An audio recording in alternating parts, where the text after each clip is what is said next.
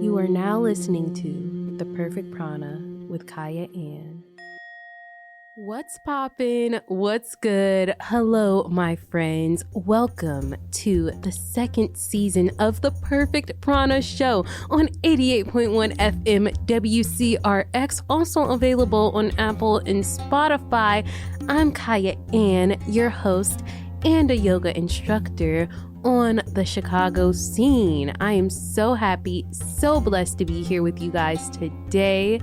It is season 2. It's January. It's a new year. It's a new semester, my last semester. And if you like yoga, this is the perfect place to be. And if you do not like yoga, this is still the perfect place to be. We have a lot for you all today. The usual yoga news, where I talk about controversies in yoga and what's going on in the yoga world right now. Yoga Heals, where I bring on another yoga instructor, speak with them about their practice, about their life, this, that, and also the weekly wellness challenge. But before we get into all of that, let's center ourselves. Let's find our center. Let's take this moment to focus on ourselves, to focus on our breath, to go inward, if you know what I mean. So no matter where you're at, if you are in your car, you're driving, if you're sitting on the couch, if you are sitting on the floor, if you're outside going on a walk, I don't know what you're doing. It's been pretty cold lately, so life has been indoors for me. Since I've been back in Chicago, let's just say that. But no matter where you're at, I'd like you to take this moment to bring attention to your body, bring attention to your toes, to your ankles, your shins, your knees, your tummy, your chest, your neck, your shoulders, your head, your face.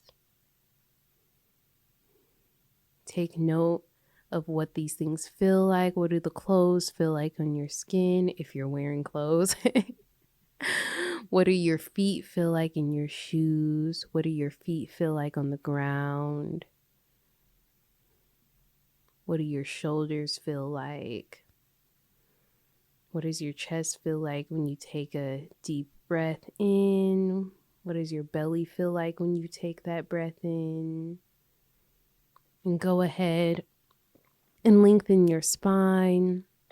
It doesn't matter if you're sitting down or if you're laying down or if you're walking, just lengthen your spine. Create a nice line of energy from your tailbone to your crown.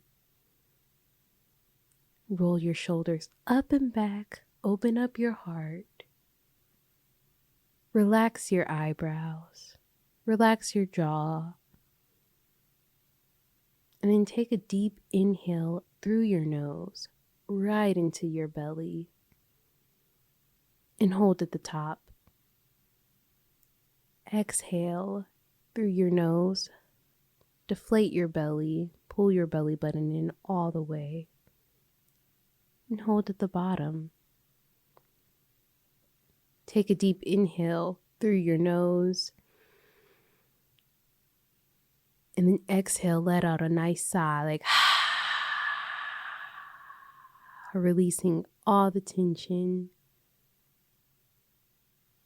Take a deep inhale through your nose, filling up your belly, letting the breath travel to each part of your body and nourish it. And exhale, let out that sigh, like pulling in your belly all the way. And then let your breath come back to a steady rhythm, to its own beat. I am centered. Let's get right into the show. Yoga news. Underpaid and overstretched. SX yoga instructors ballot to strike over pay. So basically, somewhere in the UK, all these yoga teachers want more money. That's just the gist of it. And all these yoga teachers everywhere want more money. Man, oh man. I just think with everything in general these days, when it comes to working and money and all that stuff, sometimes you just have to be a little bit creative in order to accumulate more money. And I'm not mad at them. Honestly, I hope that they get what they're asking for. And especially if they are good teachers and they're really helping people. And I mean, yoga is important. So if you're bringing this knowledge to people, you're bringing this guidance and help to people, then, you know, you should be able to live a nice life and have all of your needs met and be able to eat and be able to lay your head down without just feeling like you don't have enough. Be able to do things that you enjoy. So yeah, you know, I hate for people to feel like there's not enough, but it's generally speaking, all these strikes going on lately. And I mean, this is on Columbia College radio station. All these strikes going on lately. Thank God the strike is over. But all these going on, like, what does it say about these institutions that people feel like they have to stop working completely and band together to ask for more? To ask for more support, you know? I don't know, like, what does it say about these institutions? It's interesting. Even, I don't know, I just wonder how this will change the future of institutions, or what's next, basically.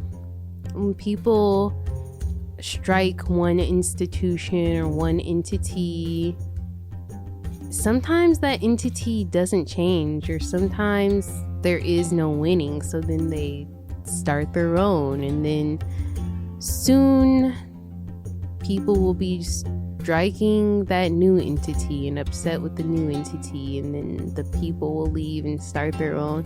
I don't know, it's like one vicious cycle. But me, I'm at the place where, you know, I feel like I'm basically having to create my own future, create my own jobs with what I'm studying and with yoga, because it's getting a job at the gym or whatever, it just does not feel like that can be my main squeeze, and I would have enough and be able to sustain doing that. You know, I love the people at the gym and I love the people at these studios, but it does feel like if I really want to make this my living, where I'm just doing this for a living, for my life, and all my needs need to be met, it just seems like I have to get really creative about ways that I can bring and spread this knowledge and this practice everywhere, to where it takes care of me. I don't know if you get what I'm laying down, but I'm just saying we definitely have to get more creative than just operating within these institutions at times. What I wanted to talk about for real for this little section was just stuff that I saw on Instagram. And I saw this post, this lady, she posted, "If yoga is what we're aiming to practice and teach, why is yoga's philosophy often only sprinkled on top like a condiment?" I remember when I first saw this, I was feeling kind of bad as a yoga teacher. You know, and of course in the end, she's just trying to sell her course about yoga philosophy, basically. which is funny. But yeah, of course, in the end, that's like what she was doing. But I remember when I first read this, I was at first feeling kind of insecure as a yoga teacher, and I was reading the comments. She's like, does it feel like you're just sprinkling yoga philosophy on top of your classes and your practice? And this thinking, I'm not into yoga philosophy enough, and I don't know enough, and kind of starting to be in that line. And everybody is critical over how yoga is practiced in the West and why yoga is practiced in the West, and the fact that it's in gyms and it takes away from the practice, and people it's not spiritual, and blah blah blah blah blah blah blah blah blah. Literally, oh my gosh. Like, I started to get lost in this for a moment and keep running into the fact about how yoga is a spiritual practice. And it is a spiritual practice. I'm not negating that. I am not negating that at all. So, but about how it's a spiritual practice and it's not a workout. And, I feel like we could always learn more philosophy, but just carrying the idea that we're not learning enough about philosophy, this was starting to make me feel bad as a teacher and reflect on my own teaching. Like, oh my gosh, I'm not giving them enough philosophy. Then something switched where I was like, no, I'm literally doing my best. I'm giving people what I know or what I've learned, or at least like what I think I know. I'm giving them my knowledge, what's in my brain space. So I feel like I still have so much to learn. I still have so much to read. I still have so much to realize. And I hate to say that what I know now and what I have now and what I've learned now is not enough. I hate to walk around with the idea that, oh, I didn't include enough philosophy in my yoga class. This person, this practitioner isn't studying enough, or they're not reading enough, or like this information you accumulate over time as you continue life. You can accumulate it through studying and reading, and that's all very important, to look at the past philosophers and past cultural practices and all that jazz. You also will just get more wisdom and knowledge about how to conduct yourself in this world as you experience life. There's just space for that, and I don't have to have it all right now. Nobody has to have it all right now. And then also what's coming to my mind is just this idea that people carry around that yoga is not a workout, and kind of separating the two. Like, there's working out and then there's spiritual practice. I started to think about this and I was like, I really don't even like this idea. I don't like that idea. I hate to separate yoga and working out, kind of putting yoga on this pedestal as the spiritual practice, but working out is not. Because I didn't start off with yoga. As part of my movement, as part of my fitness journey and regimen, I did not start off with yoga. I mean, yoga is something that's always I've had it in my life. It's weaved in and out. I had it when I was a child. I went to a few yoga classes and I liked it. Cool experience. I've taken yoga classes here and there.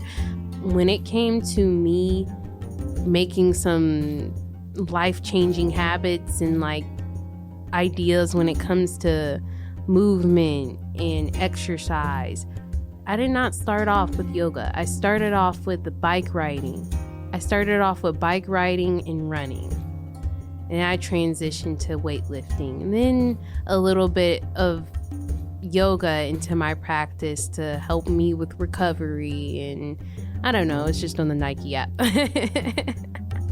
But that's where I started. When I look back on my start with bike riding and with running, and all the little other exercises I was doing, I honestly see that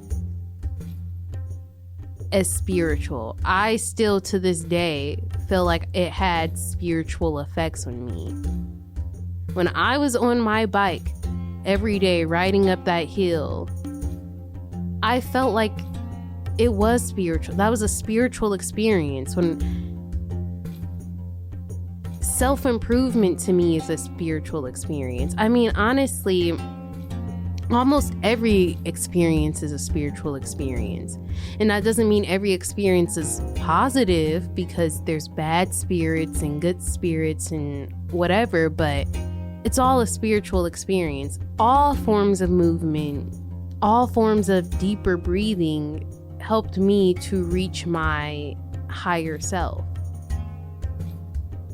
So I hate to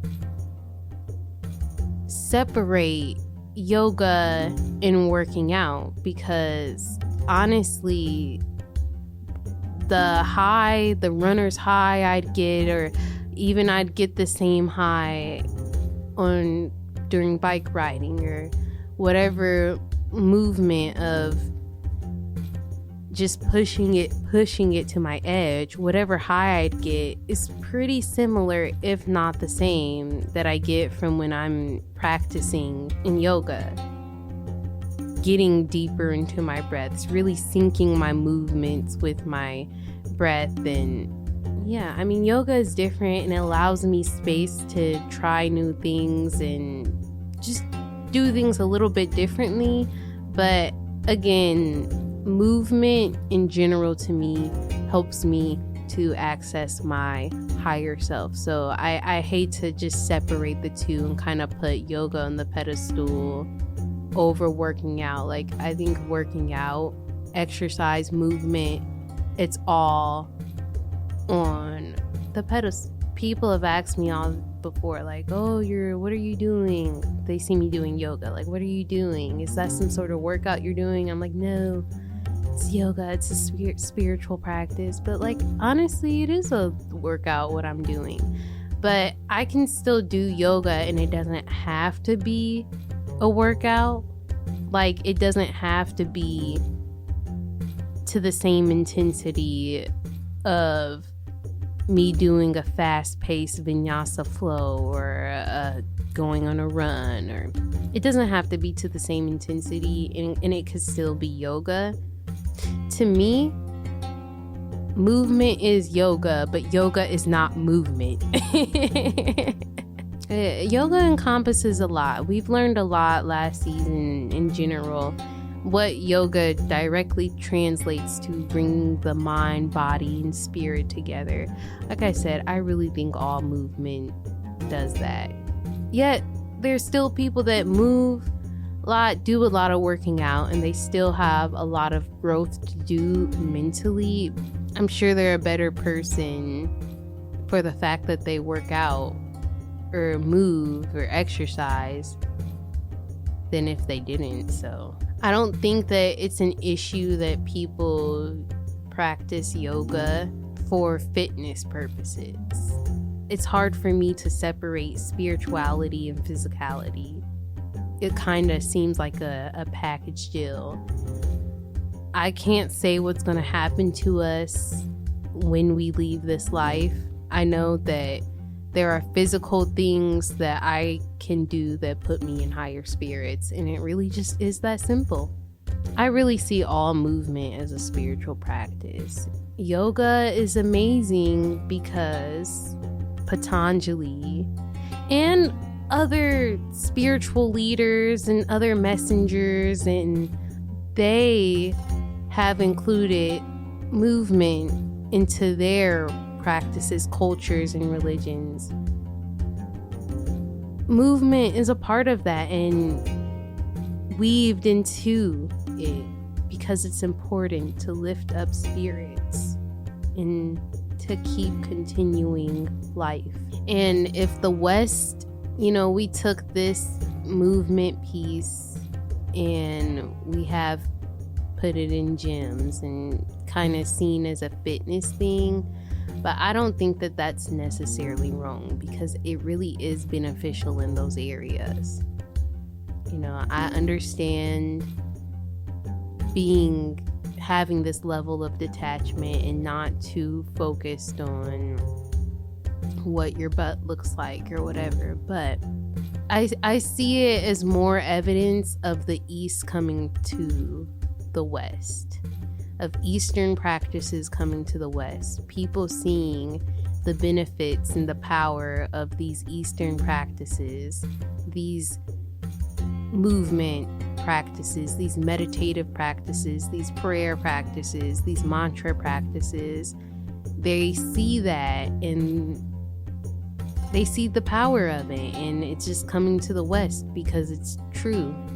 It is a true way to help ourselves, to heal ourselves, to live a better life. So people see that and they're taking pieces of it and they're practicing it, implementing it the best way they know how. And even doing that little bit is probably making their life better. So I don't want to take that away from anybody and be like, well, you're not doing yoga because you're not spiritual enough, or it's a spiritual practice, it's not a workout, or this or that. Like, kind of just getting on that train. So yes, that is the yoga news. That was something that I was thinking about, battling with this past month. Kind of just a mentality change and like, yoga heals. This week's guest, Brooks Hall, is a yoga instructor. Brooks has been teaching yoga since 2003, the year after I was born, and is a certified yoga teacher through the Yoga Alliance. Brooks brings a gentle and caring vibe to each class, challenging and supporting participants on their journey to increased well-being. Classes are structured to help participants attain their goals and intentions. Brooks' Instagram is @YogaWithBrooks. So, hey, how's your day going? Hey, Brooks. Thank you for coming on to the Perfect Prana show. Oh, it's my pleasure. Thank you. Doing good today. It's so foggy and there's a full moon today. So I feel like, I don't know, like a little emotional, a little tender, you know. Thank you for the moon update because I am not good at really keeping up with it. If I was asking a question, I would say, I wonder how you've been since your teacher training, because I saw you so much more around that time. And I just wonder how things are going for you. They're going really good. Thank you for asking. Yeah, I was at Yoga View a lot more then because it was summertime and I had the time. So I wanted to keep coming as much as possible. But things changed when school started. And I'm like, oh my gosh, I have all these things to do constantly. But the teacher training, it was a life-changing experience. Highly recommend. And I definitely feel like it just helped me to improve as an overall person. And then I started teaching at LA Fitness. So building up my experience as a yoga teacher and just building up my confidence too, and just learning more. So every time I take a yoga class now, it's so much different. Like, I feel like my perspective has shifted so much because I'm not just taking it as a student, like just somebody just taking a yoga class. Like, I'm taking it as somebody that's like learning to teach, if that makes sense. So it does. Do you want to talk more about that? What that is like to take a class from the perspective of someone who's learning to teach? I don't know. What's that? yeah, I mean, I perceive everything differently. That's kind of been the main difference. Is kind of like I'm more present, maybe. I'm paying more attention to the cues and to like what the teacher is saying, how things are feeling.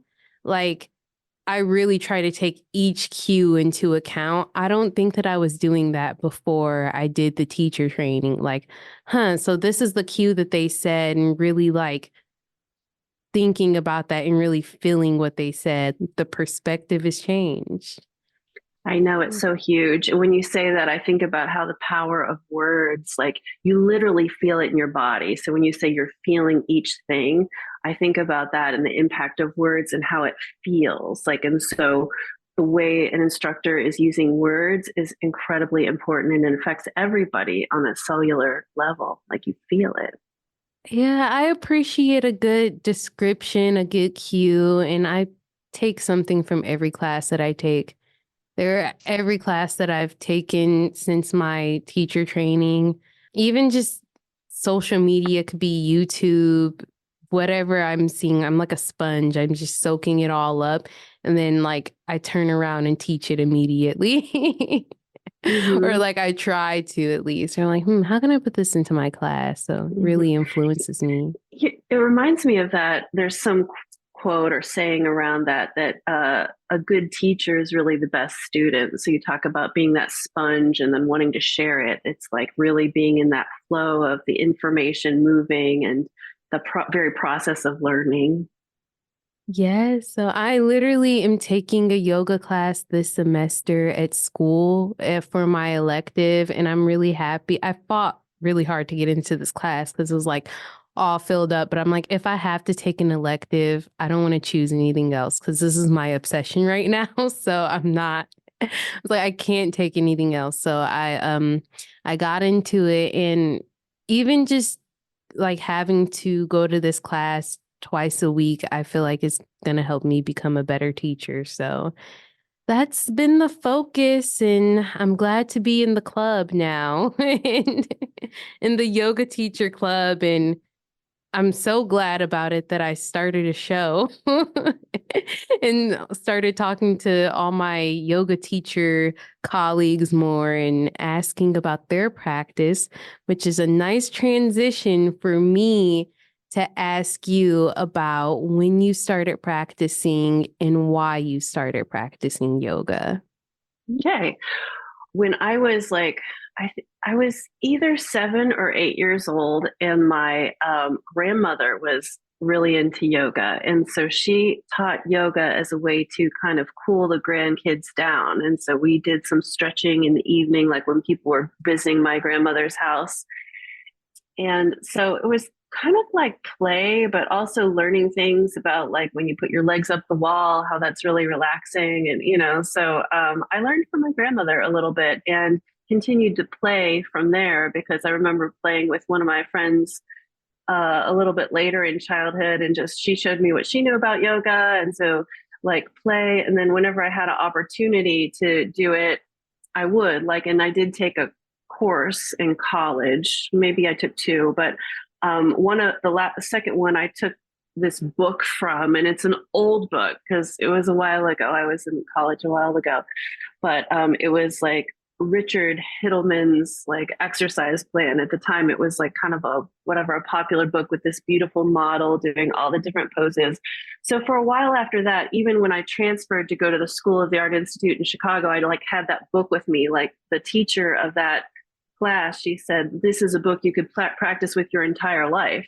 So I sort of thought that, well, I will practice with this book for my entire life. So it had you go through these different sequences, and then you would like flow. You did them as individual poses, and then you would flow them together. And then there was like a little point about health or different things. And so for a long time, that's how I started anyway. So why do you still practice yoga today? Well, after art school, I, did various jobs in like art type of things, like at a gallery. I created sets for theater, and I found my way towards like graphic design because I had taken a Photoshop class in college. That's just how I got there at that time because it was like the mid 90s at that time. And so I found my way to some production jobs, like seriously, like putting together the layouts of magazines or catalogs and things like that. And I was in a very stressful environment. And so I actually found a yoga studio that was not too, like, kind of like in my in my pathway. It's not there anymore. Kriya Yoga is where it was. But then there was where I met some very charismatic teachers, including Quinn and Tom, who created Yoga View some years later. But I knew them when they were teaching like at other places, including this Kriya Yoga. And I just got turned on by yoga. Like I started to do this thing where I was like working, but I was like thinking about yoga. And like then when I was at yoga, it was pretty early on that I started to create in my mind myself as a yoga teacher and like what I would want to pass along and what I wouldn't want to do from like the different classes I was taking at the time. So that's when I really kind of caught fire about yoga, was at that time. It was like this stressful job situation. And I remember walking to the Sun Times building. That's where it was at that time, that job. And I would put my hands together. I was like, please, God, help me make it through this day. And I made it through the day. And it was really around that time that I found this yoga place. And I really felt that this yoga was an answer to those prayers where I just was feeling so low going to the job. So yoga started to help me feel much better in my body. I started to feel much happier. I started to be aware of myself as more than just like a worker or a functioning person, whether it was a girlfriend or a friend or a, it's weird. Like it's somehow I really started to discover my heart. That's what happened for me.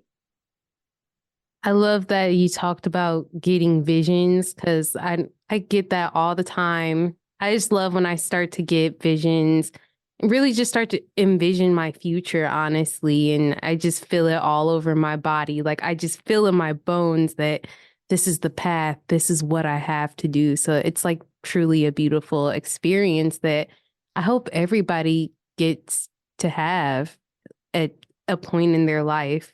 Just really envision your future. Did you ever give up like your work as a graphic designer? Like at what point did you decide, okay, we're done with that? Well, I sure did. And well, what happened at the time, I interpreted it as fairly magical. So this was actually, I know exactly kind of when it was. It started around 2002, around this thing that I, like I say, I interpreted it as kind of a miraculous thing. I had just left a long-term boyfriend, like the person who I thought was like the one, whatever, that's what my brain was making around this person. He was included in so much of my family stuff and so on. Well, it got to a point where I needed to leave. And so I did. And I moved into this little studio apartment by myself again. And I was studying at that time at the yoga circle and with Gabrielle Halpern. And I needed work, right? I was like doing all this freelancing work. And this person reached out to me from a previous job. And it just so happened that that particular production shop was like right across the street from the yoga circle. And I like knew it was like right across Orleans. So, and I knew because I had worked there before on a temporary basis that they didn't allow flexible schedules. But I also knew that they already knew my work and my ethic.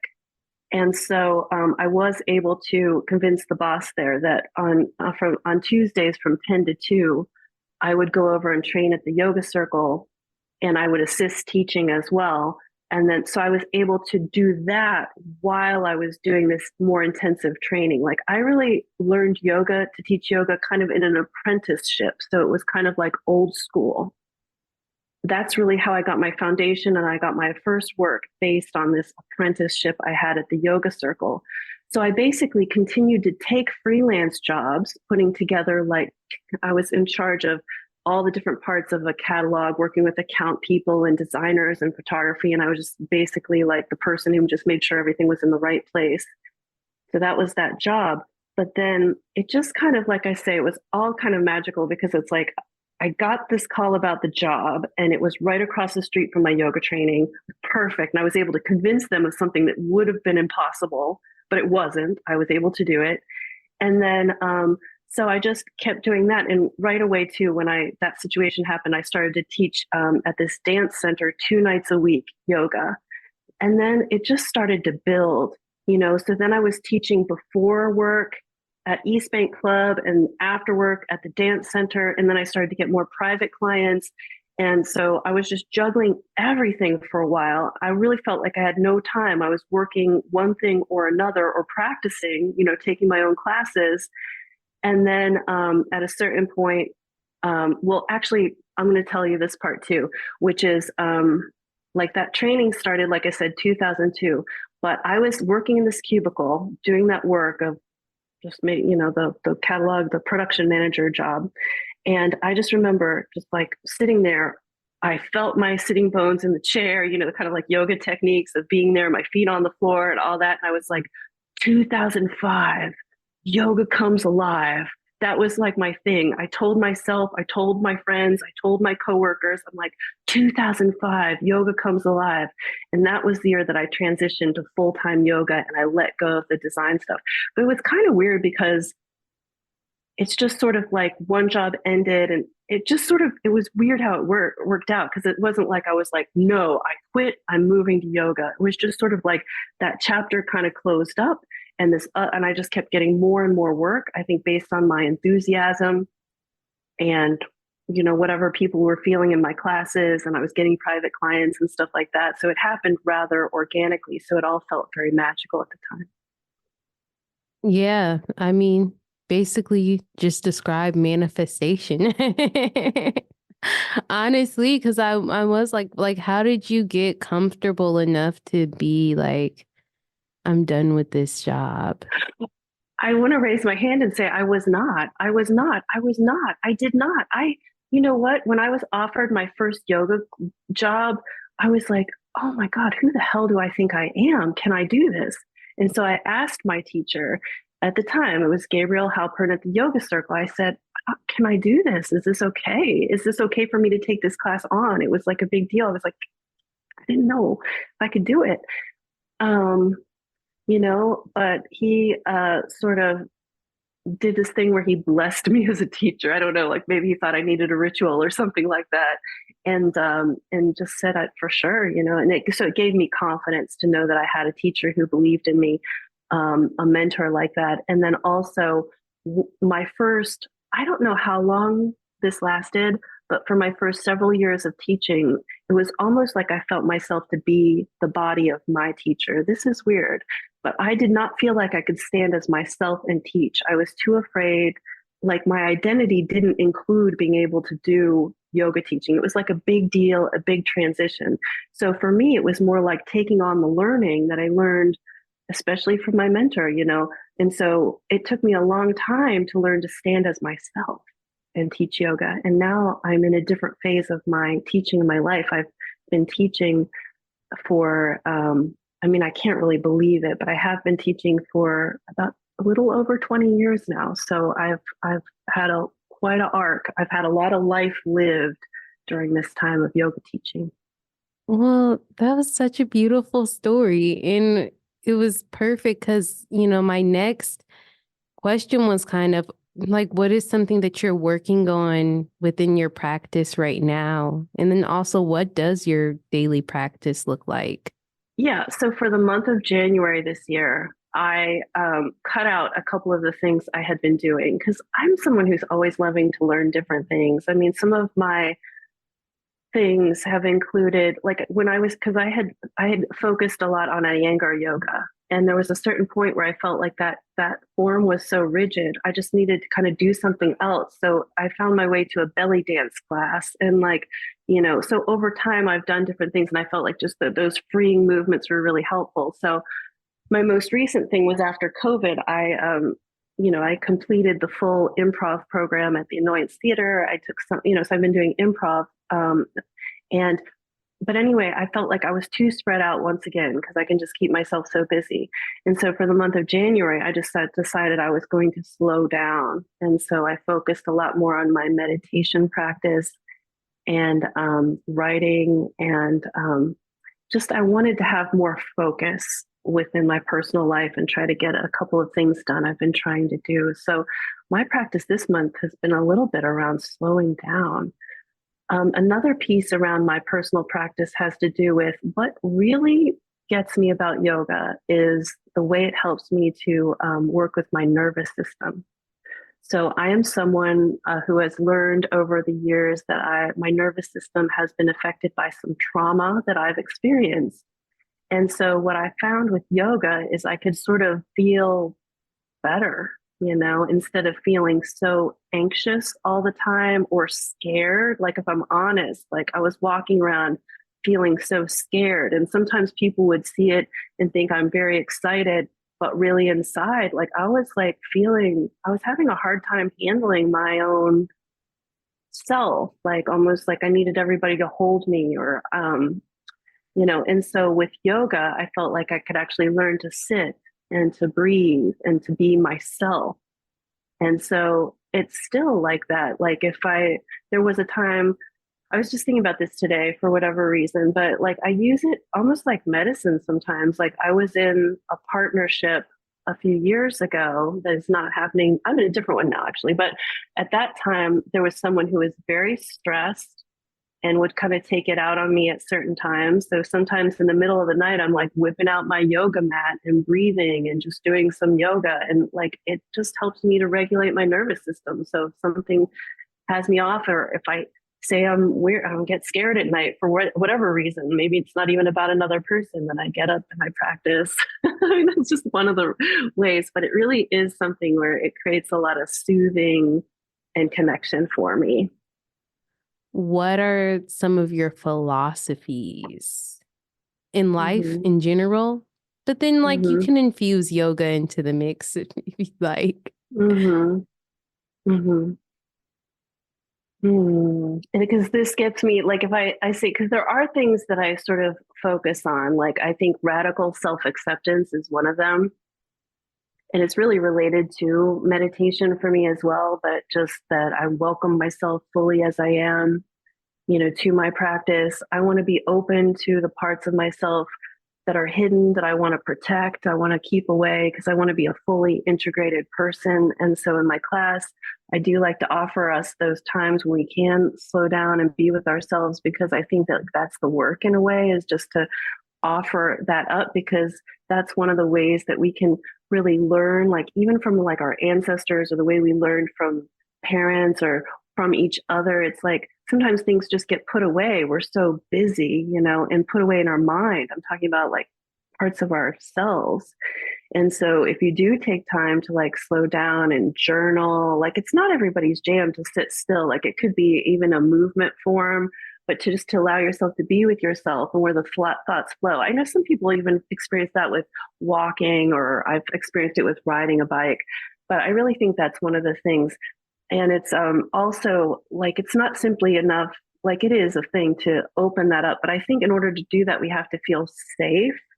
So there is a way in which the kind of space I'd want to open up for that is a space of love and and care. So in my classes, I also hope to, have that kind of environment that, is as safe as possible, knowing that everybody has different needs for safety. So I can't say it, but I still do a lot of effort towards, striving to have that so we can all do our thing. And also when it feels safer, like the body can release more. And when we feel safer, we can more safely even like strengthen when it gets to the more vigorous parts of the practice.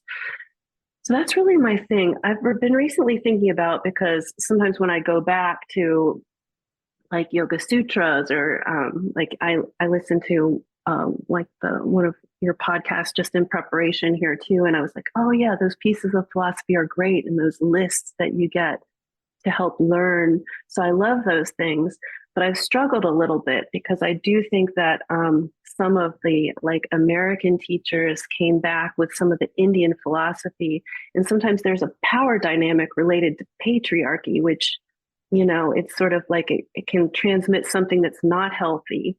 And so I've had to kind of like parse out for myself, like, what feels safe, as well as trying to honor like the tradition it came from. But for me, it started to get balled up with some of my teachers who I felt like used that philosophy almost like a power thing within, patriarchy that we know here, which was like feeling a little bit like a control deal, or not, not feeling good. So I've really like struggled a little bit to find, once again, my place. Where is my place with the philosophy? And philosophy is incredibly important to me. I mean, thoughtfully, I want to do it as well as I can, I mean, living my life as well as what I'm teaching. So I just try to embody what is meaningful, and, continue to learn too. Yes, I'm really excited for this season because it's my second semester, season 2. So I'm like really just going to get into more philosophy talk and really bring it into my show. And then also kind of talk about how even sometimes when we get into the philosophy talk and like, oh, we're letting go of our egos and all this stuff, Mm-hmm. how sometimes even that turns egotistical or Absolutely, or so, unhealthy. Like yeah. when someone has experienced a good deal of trauma, like sometimes the self is almost impossible to find. And so for someone like that to tell them that they can't have an ego is just insult to injury almost. I don't know if that's a weird cliche to bring in there, but a healthy ego is actually important to a human being. So to deny that, I think, is a problem. Um, so I think that there it can be usefulness to those teachings, but it's you need to have a full understanding. You can't just go in there and be like, okay, done with the ego, and that isn't skillful. It's like we need to know how to hold our personalities with like dignity and care, because I know. otherwise otherwise it just pops up in weird places. Like if a person like goes to like just deny certain things because we're supposed to do it because of a philosophy, it becomes not embodied and not, I don't think it's got to be connected to like truth. But at the same time, when everybody's learning, it's like there's a point when everybody's new and you try things on. I mean, that's what I did for a long time.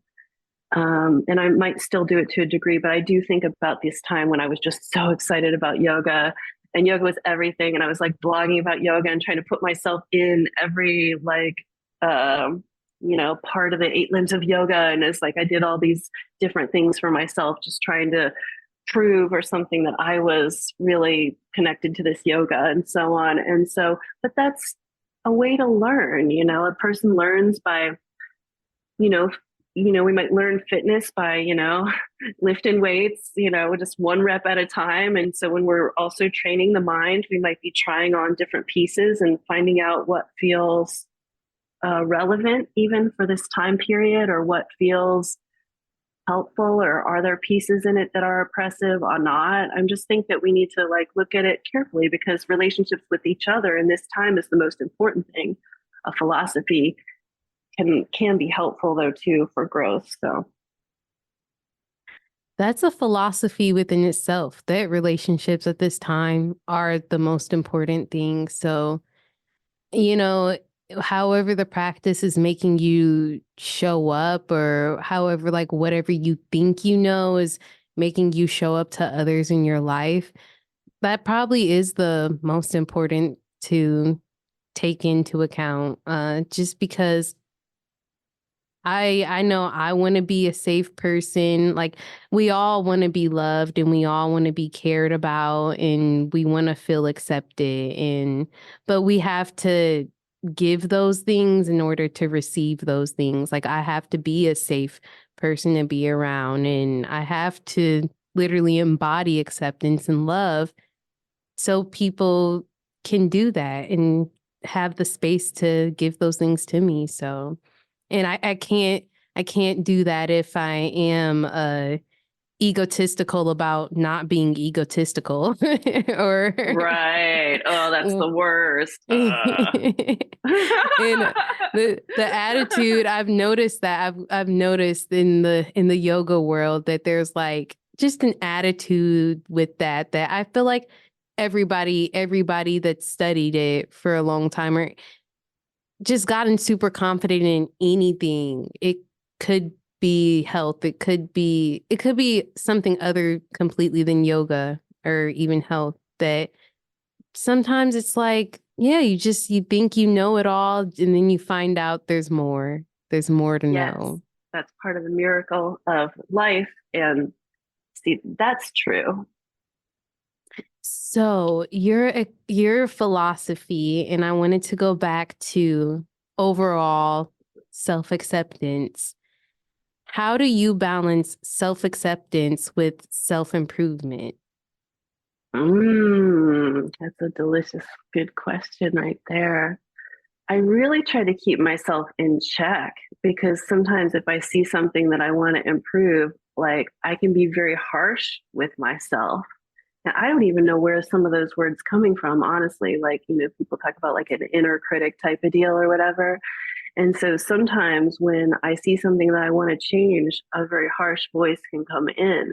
And that's when I'm lately, like, this is a very recent practice of mine, actually, is to witness how that's not true, like, really to observe those words or even write them down if possible. And just to see that those harsh, like, when it's really negative and harsh, check it out. Like if you ever have that, because it's not true a lot of the times, or maybe it's never true. But I've been doing a practice of noticing those negative things when they come up, and witnessing that they are not true.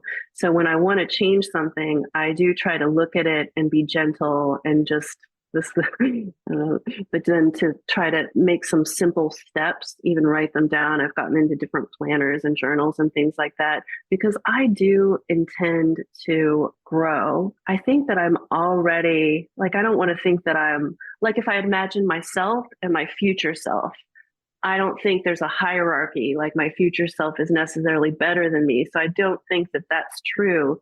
And yet I still, as a person who's alive, want to participate in good, and helping other people. Like there's a lot of different energies in the world. We can participate with all kinds of things.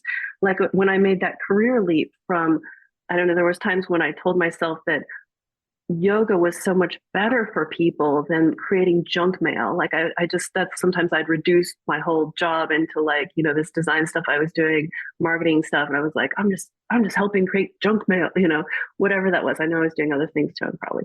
But anyway, so I made this judgment about wanting to contribute in a way that would like help people.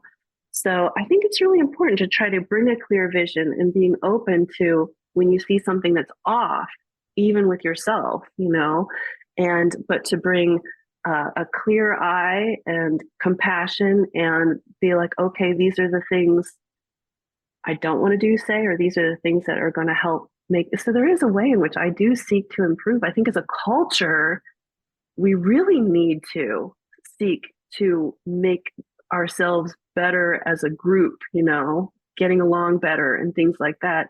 So I think there's lots of room for improvement, but it's never just like one person alone. I think there is some kind of sense of trying to make it better that reaches out and helps, people beyond yourself or maybe even a close family group. Like, so, so, um, so I think that's a great question about, so I try to bring self-acceptance, but yet I do think it's like, I don't know, I almost think it's like part of job, part of my duty, part of what my mission, my purpose to try to make things better, including myself. Yeah. Yeah. It is collective. Self-improvement. It's funny that it's called self-improvement. And it's like, but I mean, it is like when you improve yourself, you do improve everything around you. Cause I know I've personally experienced that not just with me improving myself, but with other people improving themselves and how that affected me and helped Right. me along and inspired me or made me show up differently. So, So self-acceptance and self-improvement. So what do you have a strategy that helps you balance those different parts of your practice? this could change. I like what you said earlier, and it triggered a thought in my mind where you're like, I don't like to say that me now is better than me in the past because, I wouldn't want to say in general that like, let's say I improved my style. I improved the clothes that I wear. I wouldn't say that if somebody was wearing the same clothes that I used to wear that I'm better than them, So Mm-hmm. I hate, feeling like that or being on that line of thought of like, oh, I am getting better every day. But then again, I hate to be like, me now is better than this person then who I was then. Like, Yeah, I think that like each spot along the timeline, like past, now, and future, it's like each version of yourself is doing the best they can with the resources they have. And as we learn more and become more savvy in the world, say, like with your example about fashion, it's like we'll express ourselves more, better in different ways. But I do think that just that's what I do anyhow. When I think about some of my past selves or past versions, I just realized that that version of me was doing the best that they could, and to have respect for that. Yeah. So at each point, that's like the through line in a sense is that, and people have different ways to compensate or self-care or sometimes to escape problems. You know what I mean? There's lots of things, but everybody, it's sort of all does have some kind of purpose.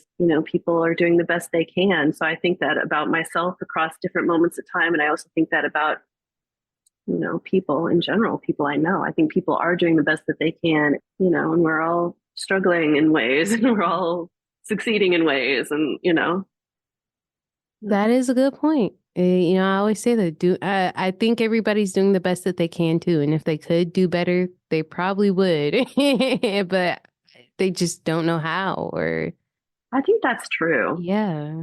Oh, to what you asked me though, like if I could, how do I balance it now, or how do I help Yeah. myself through that? I'd Yeah. probably say something that's helped me is accepting cause and effect.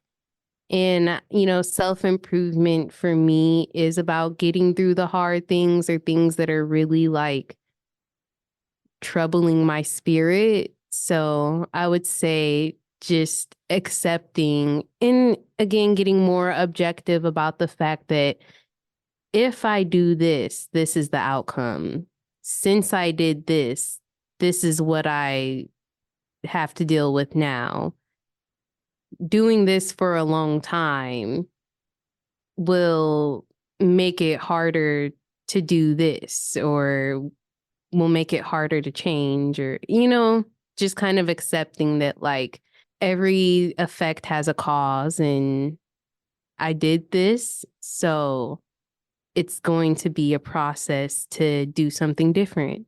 And I remember learning about that I went to a Soto Zen meditation center for a while, and some of the talks, it seems like it was a theme that came up in more than one, but I do remember this thing about causes and conditions, and like you create some of those causes and conditions, but I always thought it was really intriguing that when we're born into a whole scenario of causes and conditions that are not about our personal actions. So some of what we have to handle has to do with, you know, all of those things going back generations, who knows? So when we're handling all these causes and conditions, it's like some of it we can take responsibility for, but I think there's a way in which also, and I think that's important and necessary because that's the only way you can like own it and transform what you need to. But at the same time, to just kind of zoom out a little to see that it's really big and it's like, it's not anybody's fault. And yet we are the ones alive now with a mind and choices and actions. And so to do what we can is, I don't know, in the moment, I almost want to say heroic, depending on what it is, and so just to realize that these causes and conditions are quite a flow, that so many things were already in motion and we were born into that. And this, child was innocent. And so we learned from that. Some of it we took on, some of it we didn't, but some of it we just have to handle, so that's a huge one, this idea of these causes and conditions. And so it's much bigger than one person's, I think, actions, even though we can take responsibility for that. And that also is honorable. Because it's like, I'm not always the cause. I can't say what the initial cause was. It could have been in the works for a long, long time. But, I can always be the solution. And that is like a positive, optimistic outlook to have in life, but everything takes time with time. And that's another thing talking about acceptance is just accepting that you have to give things time, like degree by degree. It change over time. And I feel and I've learned and I've listened to a lot of messages and that the more self-aware you become about whatever it is, or just the more aware in general you become, I feel like the more likely you are to change and to improve and to solve and to do something different. So, but yoga does help awareness, and meditation does help awareness, and a lot of things help us become more aware in general. Mm-hmm. Somehow what you're saying reminds me of this thing that's directly about yoga and the body too, is that as a person is moving through time, change is happening to your body all the time. And that's one of the things I find inspiring about yoga is you can participate in positive change for your body that affects your future positively. And in terms of some of this other stuff about, you know, expressing our purpose and trying to make things better and so on, it's like you need an able body. You need, well, that I wouldn't question saying it like that, but to just to be as well as we can be and to be as fit as we can be so you can participate in your body's positive change with yoga. So we're changing all the time. Time changes us, circumstances changing us, but I do think taking time to like slow down when that's your practice, taking time to work on your posture, help your energy flow, help yourself feel better, which yoga is so help you and help yourself regulate your nervous system when you're a little freaked out inside. These are things that can put you in a better place to be more clear, so you can participate in your own positive circumstance to help you to, just do what you want to do. Well, thank you so much, Brooks. I know I'm ready to like self-accept and self-improve. So no, seriously, thank you for asking me questions and making me think like, how do I balance these things? Because I'm up here asking you, I'm like, I didn't really have an answer from myself for that one. So it Yeah, is yeah, the reverse effect. yeah. But You don't. go Yeah, ahead. I'm sorry. I know. I'm sorry. Yeah, and I don't think you always have to have the answer, but I mean, I'm very interested, and I wanted to hear, what you think about these things and where you're at with these things. So I'm glad that I had permission, and I felt like I had permission to ask questions too. Thank you. So before we go, I ask all of my guests if you are able to lead us in a quick pranayama session, just a quick breath. It'd be a couple, however many you want, whatever your choice. So, Mm-hmm. All right. Yes, I'll be happy to.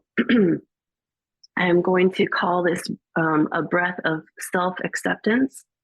And it's also a little more than that because self acceptance can sound emotionally neutral, but I really mean like self welcoming. It's like every person, like you can feel it. And I want you to feel it right now, like where your hips are, if you're seated, where your feet are, or the parts of you that are touching, like a floor or piece of furniture or whatever it is, to feel that. And just to know that that's a sense of belonging, that's a sense of having space. And it's from that sense of connection to the earth, connection, and that through the connection of like your physical body, feeling exactly where you are, feeling the effect of gravity, that you can then find that stability within yourself. And from there, you might bring breath. And even if you felt more during this time that movement is more your jam, like I mentioned that before, not everybody finds that connection with self, with stillness. Just you can see what feels right for you today. But if it does feel right to allow your sitting bones to rest or to rest on a piece of furniture, however you are, just to let your body kind of find a little bit of ease, even if you're seated upright, just like, release stiffness. And then to notice your own breath, first to notice your own natural breath. You might feel your breath coming in, you might feel your breath going out. You might be not sure, but just to open that space to notice your breath. And you might notice it like at the base of your nose, like it might get a little cooler as you inhale, a little warmer as you exhale.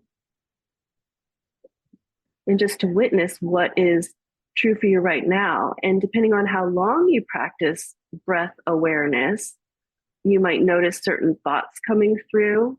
And I wouldn't want to go to breath as an avoidance of thought, but more to breathe. And if there are thoughts, just let them kind of flow through. It's like we're not trying to change anything, just to notice how you are in this moment of space and time, just giving yourself this moment to sit and to breathe. And then in terms of the breath practice, we might extend the exhalation and lengthen the inhalation just a little longer than usual. So now I'll just invite you to do just a couple more full breaths, and you could always carry it longer if you wanted to. But in this case, just to fully breathe out and to fully breathe in. Not trying to force anything, but just to be with yourself and your full breaths in and out. If you notice any tension in your jaw or your forehead or your eyes, also to let that to rest. And then this can create a nice container for your breath, possibly movements of thoughts or feelings, but just to be totally welcoming for whatever comes through for you.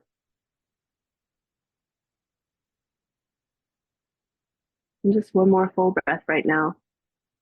And just to know, this is a practice that you can continue for longer. I set a timer for like 15 minutes a lot of times, and just sit, breathe, and just welcome what is true for me in that moment.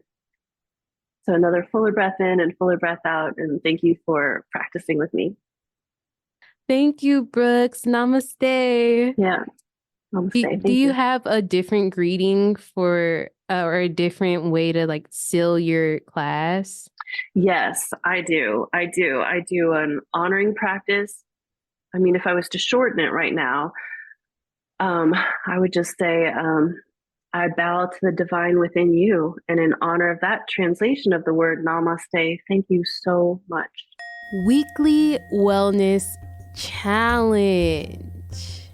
I've spoke about yoga philosophy a few times last season, and then on this podcast and on this specific show, it's a topic that's come up. So why not actually get into some yoga philosophy and follow that guideline, follow the guidelines, or follow the program, follow the 8 limbs of yoga throughout this season. Since I would like to go in order. So the first limb of yoga is yama. And this is part of the morality in yoga. This is how we show up in the world, how we show up to other people, how we treat other people. And the first yama being ahimsa, non-harming, not harming anything, anybody, nature, the world, right? So yeah. And I was trying to think of how could I make this a weekly wellness challenge? Not harming things, okay. So then I started to think, okay, what's the opposite of harming?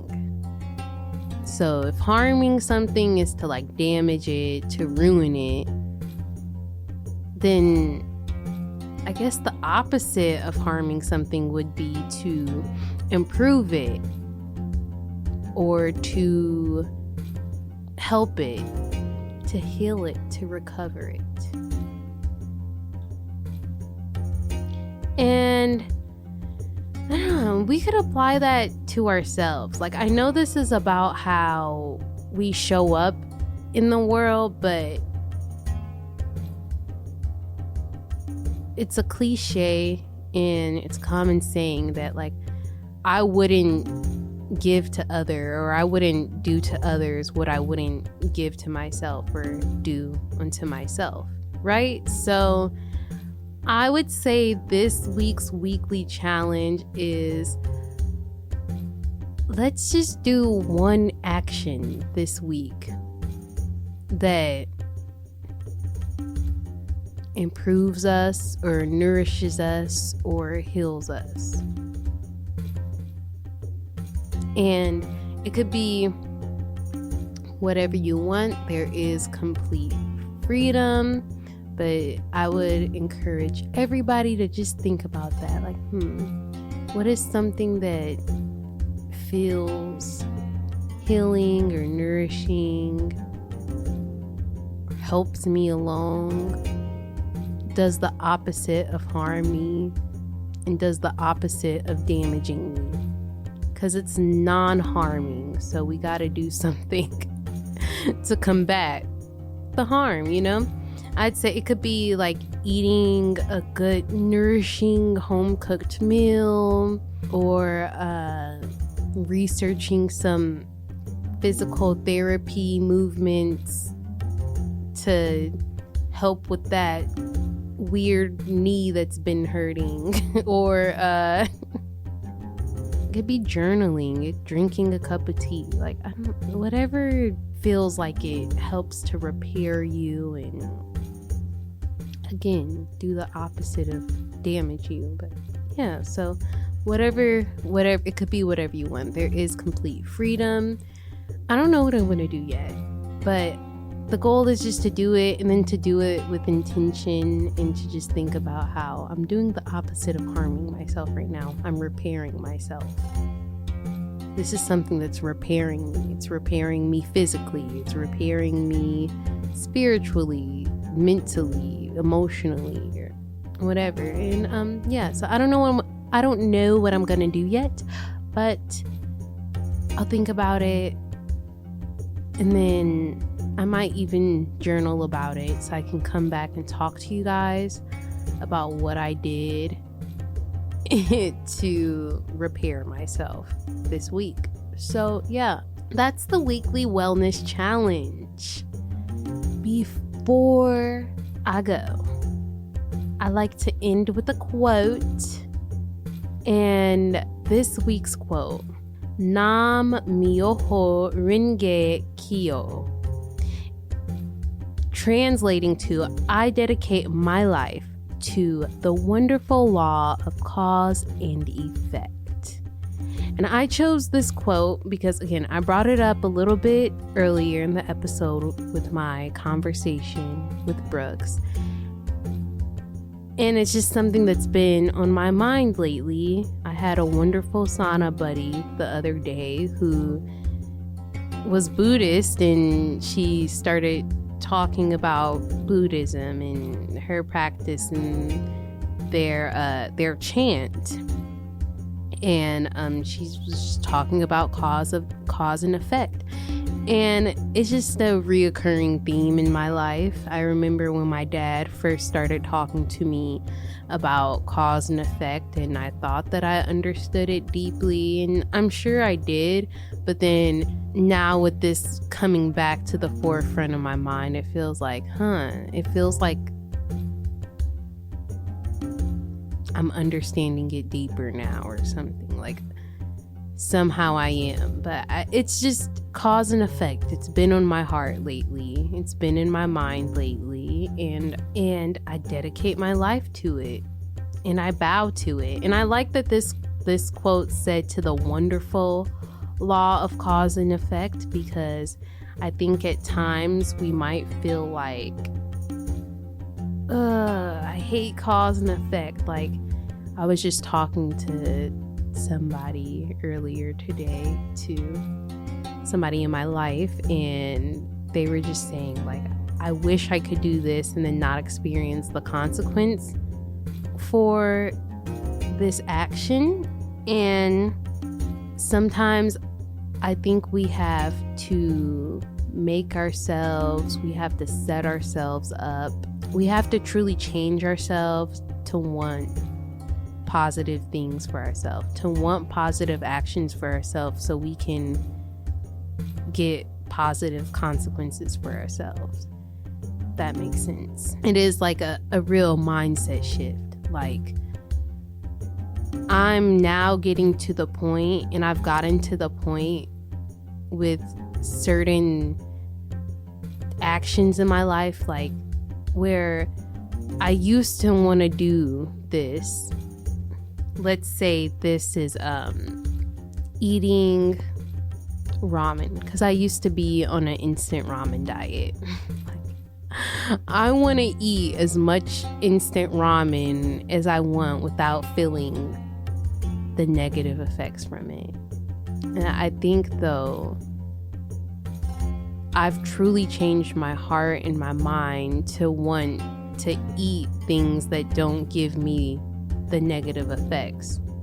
So now I'm to the point where I don't want to eat instant ramen like 24/7. Like, I truly, in my heart, like, I know that's not what I want. I don't want to do the action, and I don't want to feel the feeling. So of eating instant ramen 24/7.